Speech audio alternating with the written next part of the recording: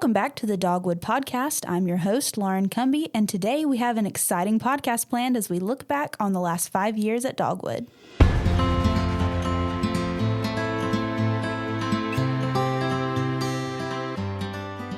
All right, folks, so today is a fun podcast as not only do we bring in the new year, but we're also talking about Dogwood's anniversary. It's been 5 years. That's so hard to believe. Oh, my word. I can't believe it. I mean, sometimes I feel like, oh, wow, it's only been 5 years. And then other times I'm like, wow, it's only been 5 years. It's only been 5 years. Oh, my word. Well, the first year was like 5 years in itself. Honestly, though. Yeah, we worked our butts off. I mean, there was a lot of stuff that had to be done that first year. Yeah, well, and then rolling right into COVID, and COVID felt like a century of its own. So, you know. Yeah, I know we've got a lot of things to talk about this time. So I mean, it's been a lot, and I'm glad you have a plan going into this. I do. I have a little bit of a plan. So I just thought it would be fun as we're, spending this month kind of reminiscing and looking back on the last 5 years to kind of go from the beginning and walk through just some of the fun highlights in history of Dogwood. So back in the olden days when way back in 2010. Right. Yeah. Back when you had your own original company, Harris Media Solutions. That's kind of where this all got started, right? Yeah, it is. Harris Media Solutions was the original thing. And the background behind that, because people ask me all the time, like, why did you even start Harris Media Solutions? Mm-hmm. I was working at Taylor Road Baptist Church as a communications director. And truthfully, we just had JC and Sydney in 2009. Yeah, I know. Isn't that crazy? Because they're about to be 15. And so we had just had the kids, and I wanted to make sure we had some type of financial security. I was scared about the church situation, like that I was low man on the totem pole at the church. Mm-hmm. That, I mean, if something goes south at the church, the communications. You get rid of the communications guy. Right. I mean, it's understandable. I mean, that's the way it should have been, truthfully. And I was like, but I can't do that because I'm that person. Right. And so I've got to have a plan B in place. And so it was a constant thing where people in the church had asked me, like they knew I worked on the website, and social media was just such a brand new thing back then. No one knew what to do with it. And so I had taken some classes and kind of been through different things to help me learn, like, how to manage it. And, back then I was using Hootsuite, which was already a social media management tool that just really came out. And so I'd already started using that and found ways to automate different things to social media. And so people were asking me how to do it. And so for a long time, I would just, I'll help you out. And people would buy me lunch or something like that. And then one of my friends that was the youth minister there was like, you really need to make a business out of this. He said, you really got something here. And so Ezekiel was one of our website partners at that time. They're a company in Birmingham that no longer exists, or at least doesn't exist in the same way. But I partnered with them to do websites, and then I was basically consulting on social media because I still wasn't managing. I didn't have enough time to manage it for other people. Right. But I would just teach them how to do it. And so I decided that I really need to get an LLC so I could kind of protect myself. And I was up in Birmingham and had a friend up there who was an attorney, and went over to his house, and we filled out all the paperwork to form Harris Media Solutions after he helped me go through it. And then we went down to the UPS store in Trussville. Funnily, it was in Trussville, and found a random person down there who refused to sign it, but told me she knew someone who would, because I needed a witness. Yeah, and so a notary. I ended up going to this stranger's house and signing all the documentation at his house, and that's my witness. Wow. Yeah, it was kind of odd. But I don't think I've ever heard that story, actually. I just thought about it the other day because we were in Trussville for Christmas, visiting our family up there, and I passed by the UPS store, and I looked over to Jennifer, and I said, you remember when we went to the UPS store? It was 15 years ago almost now. When we went over there, I guess it's not quite that long, but 13 years ago, that's where we went over to get all our stuff done for the LLC. That's where we met the attorney was at the UPS store. And then we went over to some random guy's house and had it signed. And so that's how Harris Media Solutions originally started. And then so I just help people out on the side. And thankfully, my position at Taylor Road never went away. I never had any issues with that, but it just kind of kept growing on the side. And I was helping out a lot of churches, a lot of businesses and nonprofits, making a little money on the side to help financially support us. And the State Board of Missions came a-calling at that point. And so basically they had hired another person whose name's Chris Mills, and had this position created to help churches and the State Board of Missions with how to tackle what to do with their websites and social media and everything else. Chris had just gone to seminary, was about to go to seminary. I can't remember the whole piece on that, but he wanted to move into student missions. And so a position opened up over there, and he moved, and Chris had basically said, you need to go hire Brian Harris. He was I was over at Taylor Road, and they became familiar with me just because of the State Board of Missions. And so I went over there, and of course I told him about Harris Media Solutions, and it wasn't really that big of a deal because part of the thing when I went to the State Board of Missions, I had to be super careful because the State Board of Missions help churches. Right. And so anytime a church would call me, I would basically go through all the different options. So, yeah, you can go to this company or this company or this company. I mean, I basically had to talk to them about my competitors for what I was doing on the side and tell them about how great each one of our competitors was. That's how you became such a good sales guy. I guess. I mean, I don't know. I just told them, I told them the truth. Like, this company is really good. Like, if your budget's $25 a month, Wix is going to, back then in 2012 is when this was. Right. 2013, I said, Wix might be the best thing for you. If you have some money, you want someone to help you with this, I know this guy over here who can help build a website for you in WordPress. And so basically, I just kind of went through the thing, and I said, and in the end, I do help out churches on the side also too. I said, but I need to make sure you understand, I'm not soliciting to you. So like these other options are great options. And so I ended up picking up a couple people. I really did not pursue it at all during that first part of it. And then I got pursued by another company while they're at the State Board of Missions with Guidestone Financial over in Dallas, Texas. And so at that point, Harris Media Solutions was basically dead. Right. Because I can't do Harris Media Solutions and go to Texas. Not to mention that Harris Media Solutions was an Alabama-based LLC. And so I went over to Texas. Basically, I still worked on a lot of the Harris Media Solutions stuff while I was there because Jennifer and the kids were still here in Alabama while I was kind of getting our roots settled in Texas. Yeah, and some roots. Yeah, I know. They were very shallow. And I loved my time in Texas. There were some good things that happened while I was there. The job was not one of them. Yeah. I mean, I loved the guy that I worked for. I had two great bosses, and I had one boss who had no business being a boss. that was part of the problem. He's not listening to this It's podcast. okay. I would tell that to his face. He was the wrong person in the wrong job, and it just became very clear to me that my role there was not going to be one that was going to be long term. Right. I was basically brought in to help clean up things, and then when you help clean up things, you become the enemy. Oh, yeah. And so when I realized that I was basically going to be the most hated person there, and there's no longevity for the person who's the most hated person there, because they literally told me your job is to be the bulldog. Right. It's to come in here because we know we're behind on where we're at in marketing. We're not doing social media. We're not pushing ourselves on the web. And we've seen what you've done at the State Board of Missions. That's what we want you to do. But then when I come in, apparently they didn't tell anyone else that's what I was there to do. It was a secret. It was. And so part of my punishment for being the bulldog is I got stuck into a corner and ended up uploading Excel spreadsheets to a website. And that's not going to be good enough for me. Yeah. And then plus I was still working at the State Board of Missions too. I was coming home every other weekend, flying home. I would be here for 3 or 4 days, and then I'd fly back to Texas. And that made for a really rough lifestyle of going back and forth. I was still working at the State Board of Missions. I was working every night from 6 to 10 or 6 to midnight for the State Board of Missions. And then I'd work on Saturdays catching up on stuff. And then still working at Guidestone. I'd leave my house at 6 a.m. and get home at 6 p.m. And so I was just worn out after about 3 or 4 months. And I remember Jennifer and the kids came out there, and we did this weekend, and it was probably one of the worst weekends ever. Oh, no. I mean, it just went bad. Everything did. Jennifer had to take a test to become a teacher there and just blew it. Just wasn't prepared for it. One of the kids got a stomach bug that weekend. It was JC, wasn't it? It was originally JC. Then Sydney picked it up the next day. Yikes. It was bad. I've got some stories I won't tell on the podcast about that one with a rental truck. Oh, no. Oh, it was bad. But anyway, yeah. So all that happened that weekend. And then I went in to work there at Guidestone the next week. And I met with the executive director for Guidestone. It was Rick Lance, executive director for State Board of Missions. This was his Texas counterpart. Right. I called him Texas Rick Lance. His real name is O.S. Hawkins. I met with O.S. Hawkins, and I came in wearing an Eddie Bauer not t-shirt, but a button-down shirt, and I had some Old Navy khakis on. I thought it looked good. I had pulled out an iron that morning and ironed it. And if you know me, Like I'm not a dress up kind of guy. Yeah, you're wearing a hoodie and I'm literally wearing right a hoodie now. and shorts. Yes, that's me. I'm comfortable wearing this. Right. And if I'm not meeting with a client, sometimes even when I meet with clients, it depends on who it is. There's some clients I'm going to dress up because that's their atmosphere.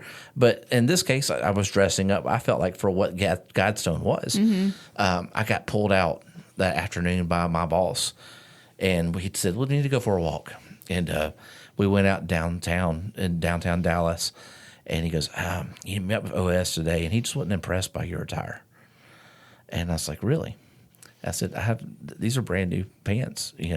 I bought them when I started working here. I ironed them this morning." He's like, "Yeah, but your shirt's just not. It's just not Dallas." And I said, "My Eddie Bauer shirt's not Dallas enough." And at that point, I realized I needed to get the heck out of there. Yeah. I mean, it was very clear. Not a good culture fit. No, I just wasn't a good fit and for the job for this. And so I called the State Board of Admissions and went back over there, but they were glad to welcome me back. I was back working there in a week after that. Nice. Yeah, literally. Like I went back to my house, my little apartment, and I loaded up my stuff up in my little U-Haul and drove through the night about 2 days after that discussion. Wow. Yeah, and I was done. And so I was back working State Board of Admissions a week later, and that's when I decided to push Harris Media Solutions big time. Yeah. How long did it take between getting back and working at the State Board for your Harris Media Solutions stuff to, be swap with your... About a year and a half.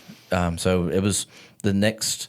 I think that was actually probably not even, it was right a year and a half because I came back in June and the next November, not the November of that same year, but I think it was November of 2015. And so June 2014 is when I came back from Texas. November 2015 is when I told them that I was going to be leaving. And February 1st would be my last day with the State Board of Admissions. I hoped they would become a client, but no matter what, that was going to be my last day. Right. So basically, I gave them roughly a 10-week notice that this is going to happen. And so they came back, and there was some discussion, of course, with any kind of big change in a big organization like that, about whether or not they would stay with me or if they'd hire another person. And ultimately, they decided to stay. Yeah, and they're still one of our clients. They are even still now. a client now. So, yeah, I've worked with the State Board of Admissions since 2012 for 11 years now that I've been working with them.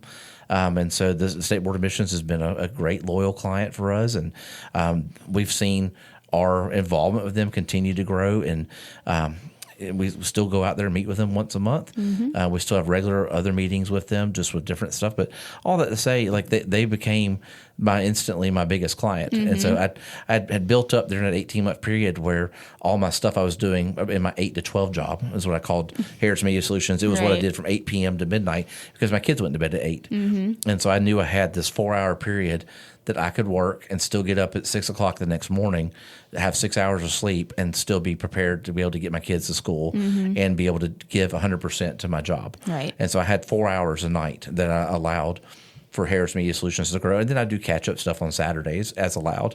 But my family was always first, even during that time too. And so, I did all that, flipped it because it had grown so much. Alsbaum State Board of Admissions became a client, and that was February of 2016, I believe. Yeah. It might have been 17. I think it was 16. I get the dates confused sometimes. It was sometime in that area. Yeah. Because a couple of years during that time, I brought in the State Board of Admissions and what I was doing, started bringing in additional people to help me because it became a little bit overwhelming. And so one of those people I brought in to help me build websites was Thomas Jones. And Thomas and I had met each other at Vaughn Forest Church. We both attended. Thomas ran the audio and I ran the video. And so it was always like a really good complementary thing where I wasn't interested at all in audio, not at all. But Thomas was amazing at it. Thomas wasn't really interested in the video part, but he loved being able to go in and remix the audio to help make music videos. And so when you put me and Thomas together, we put out a really good product together. Right. And so at the same time, when he started working on websites for what was at that point Alabama Interactive, and he told me about, I'm working in this program called Drupal. And I was like, bah, Drupal, what is that? WordPress is where it's all at. And I said, can you do anything in WordPress? And he's like, oh, that's just too simple. He kind of played it off. And then we ended up talking some more, and he started doing work on WordPress for me and helping out clients, and it just went really well. And so around 2018, after doing that for about a year, I went to him, and I basically had decided that I was going to have to make a decision of, was I going to continue to be the one-man show? And this was going to be the rest of my life, where I never got to take vacation. I always was on call for every client, and I was always going to be at my desk by myself at my house. I was like, I can do that, or I can stick my neck out there and take a huge risk and go see if Thomas will come on board with me. And so that's what I approached him. I said, let's get together. And so we met down at Bibb Street Pizza downtown Montgomery, and I basically kind of laid out my thoughts about him coming on board, and that there was going to be a big thing for me to even be able to offer that for him. And I didn't even know how I was going to do it, but I just, I felt like me and him would work great together, and I'd love to have him be a part of this. And he basically, he said, let me think about it. And then he countered back at me and said, you know what, I'm excited about the possibility. I've always dreamed of being a part of it, a startup. He said, but I'd like to have some ownership in it. And I said, well, let's talk some more about that. And so we actually, we started looking at different places to start our business at. And we had met with Miranda Andrus, and they had a little kitchenette open over above Pike Road Optical. And they had given us permission to come up there and sit up there and just kind of spend some time together. We brought our wives together, and we literally pulled up the numbers for my business and his business, because he had been helping me as an LLC also too. He had Dogwood Designs. I'd had Harris Media Solutions. And we just sat up there one day, and probably maybe 2 or 3 hours, we looked at books for each of us. We looked at names. We talked about ideas about how this would work. And we walked out of there with an agreement that we were going to be partners in this business. And then he would be basically focused on the web stuff. I would be focused on operations and social media and helping us to grow the business. And so it was a great little relationship we had there, and had a basically, I don't remember if it was a formally signed agreement, but it was at least a verbally one, where we went to a lawyer after that and had him draw it up. We didn't go to a UPS store. We actually went to an attorney at this point, and we found someone to help us with that. It's an attorney up in Prattville, and we met with him, and he helped us draw out the documents and file it and everything. And we had everything filed probably about November of 2018 at that point, with the intentions of having Dogwood kick off on January 1st of 2019. And so Thomas, part of his exit out of Alabama Interactive was he agreed to stay on with them for 3 months, and for that money to basically become, I think he actually kept that part, and I think he worked part-time for Dogwood, because he was coming over to Dogwood like 1 day a week, and then it turned into 2, and then 3, and then the last month it was him at Dogwood full time, and then Tyler was working on, or not Tyler, but Alabama Interactive was working on trying to get a contract to keep Thomas on board, so we could keep them as a client also, and it didn't work out for that to happen by the end of the 3-month period. But we had picked up so much work in the first 3 months, just people hearing about us opening Dogwood, that January, I remember we signed so many websites. I want to say we signed 10 websites that first month. It was a ridiculous amount of work, but it was good, and it was a great indicator that we had made the right decision. Right. And then we brought in several new social media clients, and that was when we're like, oh man, here at 3 months in, Thomas is not even full time yet, and we're already getting overwhelmed to the point we need to be looking at hiring other people, which has always been the dream. We were like, oh, this is not just for me and you. This is going to be something we want to see it grow. We want to bring other people in here and just see how big we can get this thing. Right. And so I'd already met you and had met you through the State Board of Missions, and basically had told Thomas, I said, well, as soon as we have an opportunity, as soon as we get X amount of clients in place, I want to go talk to Lauren. And so I kind of flirted around a little bit with it. With you. I was kind of like, do you need to get you an email address, that kind of stuff. And Chris Mills, our mutual friend who you'd worked with at the state board, and the person who'd recommended me to go to the state board, kind of was an intermediary during some of that too. And who knew Chris Mills was going to be such an integral part of this story? Yeah, he was. He really was. And so he ended up being able to make you an offer and bring you in. And then I think at the end of the first year at the end of 2019, there were 7 employees. I think so. And that was including me and Thomas. So we had Thomas and I and 5 other people on staff at that point. And so that was just year one. Yeah. And so we had a tremendous amount of growth in year one. Yeah, all in that tiny office. Yeah, I forgot about that. We were so at the Pike Road Optical, which is where we ended up having our first office at, it was smaller than the conference room. Yeah. It was basically just a room with one window. And originally it was just me and Thomas in there. And we had a little bit of space. And we kind of both pushed ourselves to both one side of the office so we'd have more room when people walked in. And then by that time, I think summer came because I'd had a big vacation planned. Was when I came back from my vacation and y'all had moved us and flip-flopped us with the conference room. Yeah, they told us that we could while you were gone. And we were like, well, we're not going to wait for him to get back. It didn't bother me because that means I didn't have to help with moving. So the first space was $400 a month. And I remember stressing about moving down to the other room because it was going to be $700 a month. Whoa. I was like, we're about to double our rent, Thomas, man. Can we do this? $400 a month is, that's money we don't get back. When we spend $400 a month, that's just, it's gone. And I was like, are we sure we want to do a bigger space and spend more money? And I'm glad we did. Yeah. Do you remember when we moved to that second office in Pike Road, the same building, second room, and y'all were like drawing up plans of like, oh, we can fit like 20 people in here. I think it was like 12. I think it was 12. I don't think it was ever 20. No, we did talk about if we'd got the room that was the attic next door, that if we could have gotten that, we could have probably put 20. But one thing we'd never thought about, and now I have to think about this, is where would people have parked if we had done that? Well, and also it was just funny to me because it was so obvious how like analytic brained Thomas is, because he's like measuring desks and like chairs, and he's like, oh yeah, each person needs this much square footage, which technically, yes, for your desk and your stuff to fit, you need this much square footage. But people just in general take up room. And that was not ever considered. It always cracked me up. Well, every building we were in, it was like, oh, we can fit 100 people in here. And it's like, no, you can't. I'm thinking about the cost of the computer, the desk, the chair. Yeah. I was like, every time I hire someone, I have to spend $4,000 to $5,000 just in equipment to have somewhere for them to go. So like, if you want to hire 15 more people, that's great. But we got to have like. And this is a big thing for Dogwood. We've always had contracts in place for whatever we've done. There has to be money coming in to be able to justify the need to hire another person. Right. And so if there's not money there, then we don't hire people. And so that's just the way it's always been. Contracted money, not necessarily just one-off projects either. Yeah. Because one-off projects are great. They help pay extra bills or pay off debt or anything else like that, which is, we're big anti-debt people.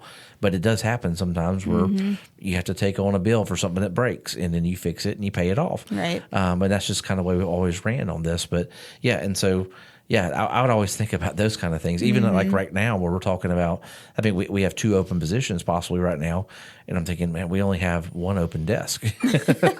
That means I'm going to have to buy another desk and another computer and another 2 more monitors that are, $400 or $500 a piece, another keyboard, which is $200, and a mouse that's $130. Yeah. It all adds up really fast. It does. And then we like to treat our new employees with, T-shirts and all that kind of stuff. And yeah, I mean, before you know it, you're hitting $4,000 and $5,000. But anyway. Yeah, but by the end of that first year, we figured out that no, we don't want to fit 20 people in this tiny room. We found out really fast. Yeah. So there were 7 of us, and we made the move to downtown. Yeah, well, almost immediately, I think we started looking at different places because we realized that room was not going to be a long-term solution for us. And I think honestly, I think that the whole time I've been here, we've been looking at the next place. I don't think there's ever been a time where it was like, yep, and this is where we are. I think we had about a year where we didn't do that. Yeah. Maybe.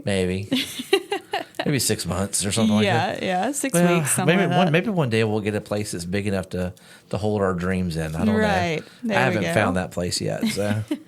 But this place we're in right now is really nice. Don't get me wrong, in case anyone's listening to this thinking that like we're about to fly the coop or anything, right? And we've put a lot of investment into this place where we're at. So, and we have a long-term lease also too. Right. Yeah. It's a way of holding my dreams in, I guess. Right. Got us leases. For at least 9 more years. Yeah. That's such a long time. It is. I'm you know me, I'm like well, you look at my cars, right? For instance, I'm a year to year and a half guy. I'm always looking at like, what's the next thing? What's going to be the thing that's going to help us to grow? How can I justify this? That kind of thing. And that's kind of how it happened with the building downtown, is that it became very clear we were too small, and so we also would like to be closer to some of our bigger clients. And we had some clients in Prattville, we had some in downtown Montgomery, we had some far in East Montgomery, and so we decided let's go for the central location, right? So we can get to our clients, and because that was when we were dealing a lot more with clients that were just here in the Montgomery area, right? So this is late 2019. What we're talking about right now. And so we had the place called The Dream, which was right above Prevail. Right. We love that spot. We still love that spot. It's a great location. And I don't know why someone has not gotten that location yet. They could have gotten us in that location if they didn't mess up with the contract and everything with that one. Man, we were so close on that contract, signing that location. And they just sent us the crappiest contract. Yeah. With all these expenses and unneeded costs that were just, it made no sense. And so we went across the street. Well, we were going to go across the street or by Mama Goldberg's, and we had that spot behind Mama Goldberg's and down on Dexter, and decided we didn't like it because you couldn't have any road visibility, and it was really just one room. And they're like, yeah, but you can cut a hole in the floor and go down to the basement and take as much room as you want down the basement. And I was like, yeah, I'm not cool with that. And also the bathroom situation was really weird because we were going to share the bathroom with the popsicle place next door and Mama Goldberg's. Yeah. And anything, like if Alabama Sweet Tea had ever opened up the location downtown, it also would have been like right around there too. Or maybe Rock and Roll Sushi. Rock and Roll Sushi was also sharing the same bathroom. And we knew that Rock and Roll Sushi was coming because they told us that when we were looking at it, that was on the horizon. And so we were going to have to share with all their customers too. And I was like, that's not going to be good. No. One little bathroom for all these businesses. And so we had gone around to talk to John Foshee about building out that space. How could we do something with that? And we saw downstairs, it looked like a storage room below his location. And John had just taken 21 South Court Street and had done this amazing renovation of it. I mean, they just went down to the timbers of the building and had done this beautiful renovation of it. And we were just like, this is what we want, the second and third floor that he has here. And so we're just talking to him, and we left, Thomas and I did, and got in the car. And I don't think we even made it back to the interstate when my phone rings. And I answer it, and it's John Foshee. And he's like, hey, I know you're already talking to Golson, which is his brother, about the other piece, but we actually have that space down below us on the first floor that could become available. And I was like, well, how much is it? And he told me the price, and so we actually turned around, because we had no choice but to go onto the interstate. Got off at the Jackson Hospital exit, did a U-turn or something. Anyway, we got back over there as quick as we could and met John, and he took us downstairs and did a tour of that building. And we're like, this is it. Yeah, and that was still when that other place still had all their stuff stored there. Yeah, it was a furniture store, and it was packed with furniture from Southern Exchange, from Billy's store. And, it was just full of stuff. And we're like, how soon can they be out? and because he told us it was just a temporary location for them. Right. And so that was the question at that point was, how fast can we get them out? How fast can we get in? And so around, I think it was November or December. I can't remember. It was November. Was it November? Yep. So we moved in November. That would make sense because we moved out November 3 years later. Yeah, I got back from my honeymoon and we moved into the new building. Yep. I forgot about that. Sure did. Yep. But you got engaged and got married. Oh, yeah. I got engaged the week after I got hired here. Yeah. So that was I didn't realize how fast that was. Oh, yeah. Because it felt like 2 or 3 years while we were during that time period. Yeah, it was just a lot of, I remember all that now. But yeah, we moved into the new building and that in the new to us building at 19 South Court Street, and it was just perfect. I mean, it was a big open space, is what we really wanted. We didn't have to do any build out on it. It already had air conditioning. It didn't have lighting. I had no lights in the building, none whatsoever. And they had string lights hung up. Yeah, they did have string lights, and so we had to put lighting in, which was really fun because Thomas did an amazing job designing this out. I mean, like he did these 3D models of the space, imagining how the desks were going to look, and did the lighting design. And we found a person to come out and put the lighting together, and it was amazing. It was a great space for us, and it was ours. It was. It really felt like our space, and of course, parking was always weird because it's downtown Montgomery, and we had to learn some like just different facts of downtown Montgomery, just things you have to deal with down there. Like you might get to work and there might just be like a TV show shooting out on the street that in front of happened you. one time, but we knew that we knew it was going to happen because we got the little note on our door. But still, like you got to work that day, and they were all over the street down there. Oh yeah, like they told us that they were coming, and we knew that part. But we got there and couldn't even get to our parking lot. No, and we were like, excuse me, can we please get to the parking lot? And they let us in. We got in our spots and that kind of stuff. But yeah, I walked down the street and 19 South Court Street, right outside the door, was one of the main actors leaned up against our door. I cannot remember his name. If you said it, I'm like, yeah, that's him. But sitting out there in a chair was one of the people that I grew up watching on TV. It was Fred Savage. Fred Savage. Yeah, so Fred Savage is just sitting there. Like literally outside of our door. Yeah, like a chair, and there's our door, and there's Fred Savage.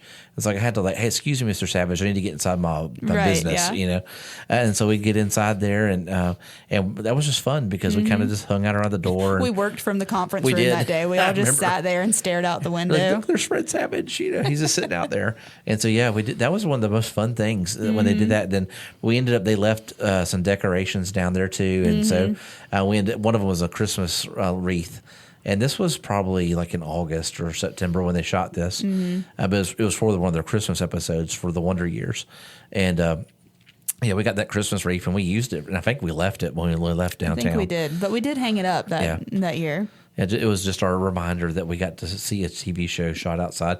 I knew one of the actors too that was in it, and this is back when everyone was wearing masks. Right? And like everyone, like the Hollywood folks were like, they would shoot their scenes and immediately throw masks back on. And I walked out there without a mask on. They're like, Alabama. They were. I did not have my mask on. Sorry, guys. I was outside, and I didn't get COVID. Imagine that. Yeah. Speaking of COVID, that was a crazy time too. We had just moved downtown in November, and by March everything was shut down. I remember being so excited because we work with Hardy Cellars in the Montgomery half, and the Montgomery half is ran in downtown Montgomery. And it's like our location's 3 blocks from the start line. We're just going to be so convenient to be able to walk back and forth from the start and finish line. It's all going to be down here. And then we're watching the news, and all this stuff is starting to go down. And one of the things that became real to me was when they canceled the Montgomery half. And so we're sitting down there basically in a crisis center, having to answer all these people with information we don't know 100% what's going to happen. Are they going to get refunds or whatever else? And then that whole little grassroots movement of basically where we just decided, let's talk about making lemons out of lemonade. Beth kind of came up with this thing. We just need to go tell people to make lemons out of lemonade.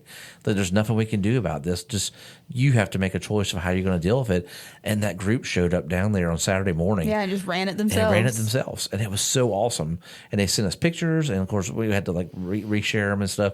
So we ended up still basically running a half, just it wasn't an organized event at that point. Yeah, well, and other people ran it from their homes. They did. Just sent pictures in and that kind of stuff too. So we had to get creative. I mean, we were right there in the middle of all of it while it was happening. Yeah. 2 blocks away, the mayor's telling everyone they can't do anything, and 3 blocks away, the race is actually happening, and here we are sitting right here in the middle of it. Right. I think at one time the mayor's office actually called us and asked us to chill stop. Out. Yeah. They're like, stop blaming us for stuff. We're like, we're not blaming you. We're just telling people where to go if they have a problem with it. Right. Seriously. But that was just some of the fun stuff that happened. A couple parades happened not couple, but like all the time parades. Yeah, all the time. We got to see a couple protests down by the Capitol a couple of times. You'd hear some shouting, and you go out there and look, and people were at the Capitol footsteps doing something. Never was like bad, like demonstrations, but it was just shouting for their cause or whatever it was. So, but that was fun. It was a very unique experience down there. And but no matter what, we knew it was time to look for the next location. We're about a year into that one, and we loved it so much we wanted to basically find another location that looked just like what we had, but bigger. Right. Yeah. Well, and I mean, obviously the reason we had to keep finding locations is because we kept growing. I mean, we had so many new clients, and our video stuff had really picked up, and we were doing a lot more design work. And I mean, this thing that was originally building some websites and doing some social media all of a sudden was like a full scale agency. Yep. We went full scale, and we still don't have enough room for all our video stuff right now. We built a storage room in the new building, and it's packed to the gill. Our little podcast studio is also a video editing suite, and we really need two different things for this, and we need a bigger studio. And so those are all the wish list things we're already starting to build up for the next building, is having like a dedicated studio space and having more storage, because storage is it's one of those things that we designed out of this building, apparently, because we were trying to find as much space as we could and not break the bank on when it came down to rent, to be able to build the building we're in right now. And that was kind of things we were looking for even then, but we got cat in shock, truthfully.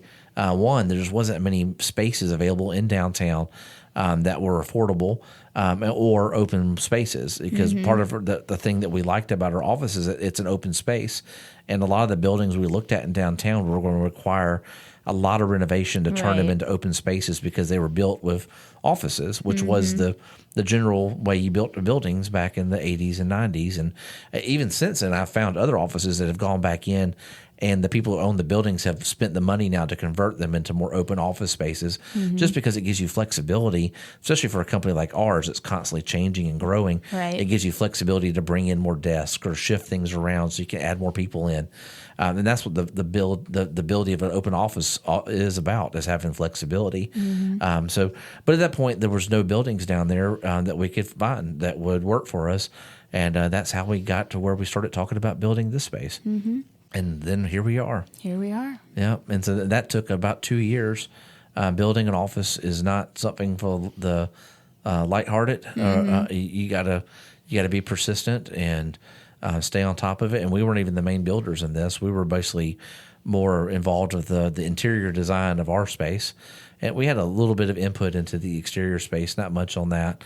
We basically kind of gave some ideas, and the people who actually own this building kind of went with that. And they put their own signage up and that kind of stuff. So they did that part. You know, we were left with our interior space. And in fact, if you come to our building, which you guys, or anyone listening to our podcast, is more than welcome to come over here. Definitely give us a call or shoot us an email before you show up, just in case. But yeah, always definitely welcome to come in and take a tour of the space. But the interior was designed specifically for what we were doing 2 years ago. Yeah. Yeah, because I mean, we really did start talking about this building. I mean, even 3 years ago, actually, now, I would say. Yeah, because I mean, pretty much we'd been in downtown for about a year, and we're like, we only have 2 more years on this lease. What are we going to do afterwards? And we knew that if we were going to build something, and we had to start planning. Downtown, we had 1,600 square feet of space, which is not much, especially I think we ended up having as many as 14 employees down there. I think that was our highest point in that office location, and I think that was a very short term. When we had that one, but I think we normally stayed around 10 to 12. Was pretty average down there. But since we've been out here at Pike Road, we're at 16 employees right now in the office. Well, actually, we're missing 2 out of the office, so we have 14 in office, 2 remote, and about to add 2 more folks in, maybe 3. Who knows? That's always open. Who knows how that's going to go? So we have open positions. So, but we'll see how they get filled. So. But yeah, so we can probably fit maybe 30 in here. Yeah, maybe somewhere around there. Maybe if we reorganize and it'll be packed if we do that. The problem with this space, and I love this space, love it. It's exactly what we designed, and so there's only one person to blame about anything that this space doesn't have, and it's Thomas. No, I'm just kidding.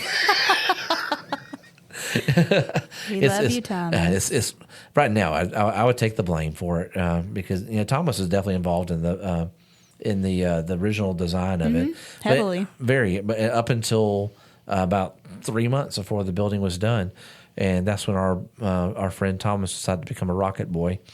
Rocket boy. Yeah, he did. He's a space station boy. So, but he decided to take a dream job over in Houston, and so that was a big change. Yeah. You know, when Thomas left, because we had done so much together to build this business, and then he came in with that shocker and let us know that he had applied and had also received an offer to go work for a company over in Houston, going to be actually doing work on the upcoming space station.